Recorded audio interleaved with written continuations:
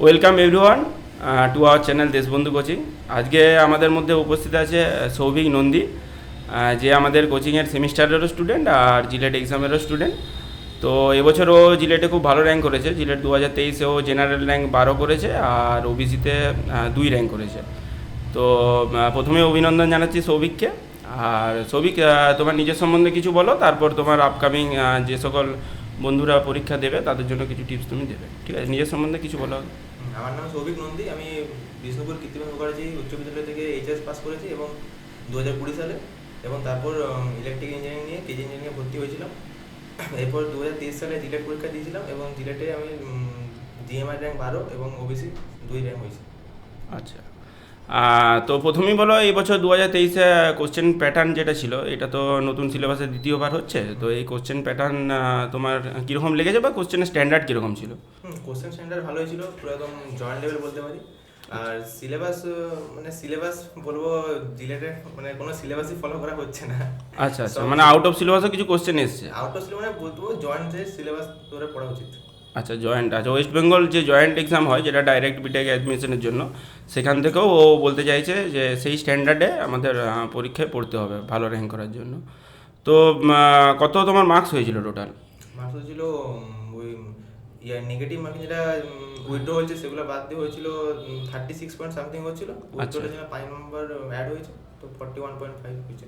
আচ্ছা, মোটামুটি 120-র মধ্যে যদি তোমার 40 থেকে 50-এর মধ্যে মার্কস থাকে একটা স্ট্যান্ডার্ড কোশ্চেনে, তাহলে একটা ভালো র্যাঙ্ক এবং একটা গভর্নমেন্ট কলেজ পাওয়ার জন্য দাবিদার, তুমি যেটা বলতে চাইছো, তাই তো? আচ্ছা, আর তোমার যে স্টাডি প্ল্যান ছিল, মানে তুমি কখন থেকে এই জিলেটের জন্য প্রিপারেশনটা শুরু করেছো, আর এই কোচিংয়ে কখন অ্যাডমিশন নিয়েছিলে সেটা একটু জানাও।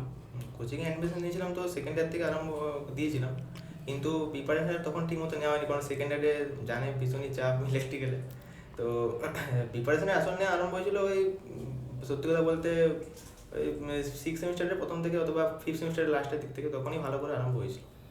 আচ্ছা, মানে সেমিস্টার আর জিলেট এটা যে একটা ভারসাম্য রাখতে হয়, মানে জিলেটের জন্য তুমি কতটা সময় দিতে পার্টিকুলারলি? তো জিলেটের জন্য তো মানে সময় পার করতাম দিনে 1 ঘন্টা কমসে কম, যদি পার করতে পারি তো।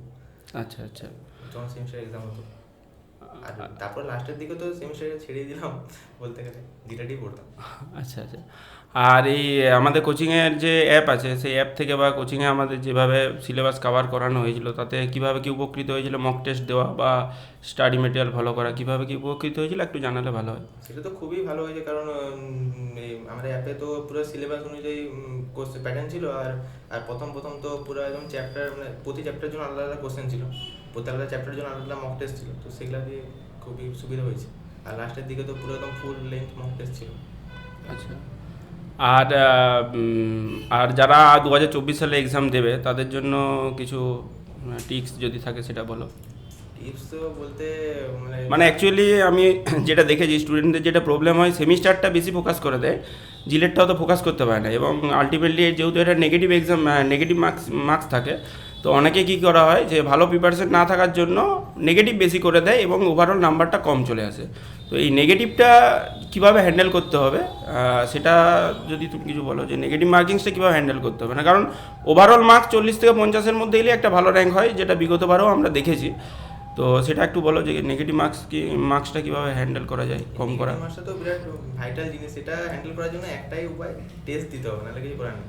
টেস্ট দিতে হবে এবং দেখতে হবে কতটা অ্যাকুরেসিটা বাড়াতে হবে। হ্যাঁ, অ্যাকুরেসি ধীরে ধীরে বাড়াতে হবে, ঠিক। আর উপায় নেই। আর হ্যাঁ, এবার টিপসটা দাও যে ভালো র্যাঙ্ক করার জন্য পড়ার শিডিউলটা বলে দাও কীভাবে কী করতে হবে। পড়ার শিডিউল ভালো র্যাঙ্ক করার জন্য মানে প্রতি যত বছর যাবে তত কম্পিটিশন তো বাড়বে, তো বলবো আরম্ভ করে দিতে।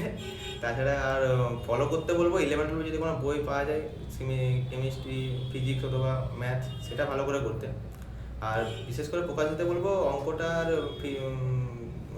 কেমিস্ট্রিটা, কারণ ফিজিক্সের যা কোশ্চেন হচ্ছে সেটা করা মানে সম্ভব নয় বলতে গেলে ওখানে।